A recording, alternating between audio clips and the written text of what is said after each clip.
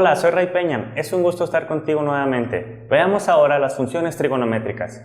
Y antes de empezar, es importante recordar que solo funcionan con triángulos rectángulos, es decir, con triángulos que tienen un ángulo recto o de 90 grados.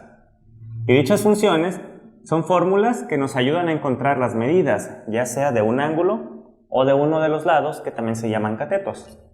Bueno, ¿cuáles son esas funciones? Son seno, coseno y tangente. Y esta es la fórmula para cada una de ellas, donde CO significa cateto opuesto, CA cateto adyacente e IP significa hipotenusa, que recuerda que siempre es la diagonal que une a las líneas en un triángulo. Vamos a aprender ahora cómo identificar cada uno de estos elementos. Siempre me van a preguntar acerca de un ángulo. Ok, entonces la diagonal, recordemos que es la hipotenusa siempre. De este ángulo, que es el que me estarían preguntando, se desprende una línea y esa línea es el cateto adyacente.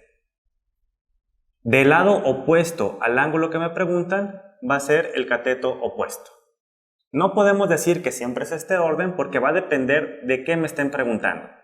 Si me preguntan acerca de este ángulo, la diagonal sigue siendo la hipotenusa. La línea que se desprende de este ángulo se llama cateto adyacente y el lado opuesto a ese ángulo es el cateto opuesto. Un ejemplo más. La diagonal siempre es la hipotenusa. La línea que desprende del ángulo que me preguntan es cateto adyacente y el opuesto es cateto opuesto. Vamos a ver algunos ejemplos. El primer ejemplo, tengo este triángulo y me piden calcular cuál es el seno, coseno y tangente de este ángulo, o dicho de otra forma, cuánto mide ese ángulo. Lo primero que te recomiendo hacer es identificar. La diagonal siempre va a ser la hipotenusa. El lado contrario del ángulo que me están preguntando se llama cateto opuesto y este se llama cateto adyacente. Ok, estas son las fórmulas y vamos a sustituir. Seno sería igual a opuesto entre hipotenusa. Cateto opuesto mide 12 y la hipotenusa mide 20. Al dividir 12 entre 20 lo podemos simplificar o lo convertimos a decimales. Te recomiendo que lo hagamos en decimales. Sería 0.6. Y esto 0.6 vamos a convertirlo en la medida del ángulo. Para eso hay dos maneras. La primera es mediante unas tablas o la segunda es haciéndolo en tu calculadora. Haríamos la función contraria de seno de 0.6 y tenemos cuánto mide ese ángulo. Para este ejemplo, el ángulo sería 53.13 grados. Este 53.13 es la medida de ese ángulo.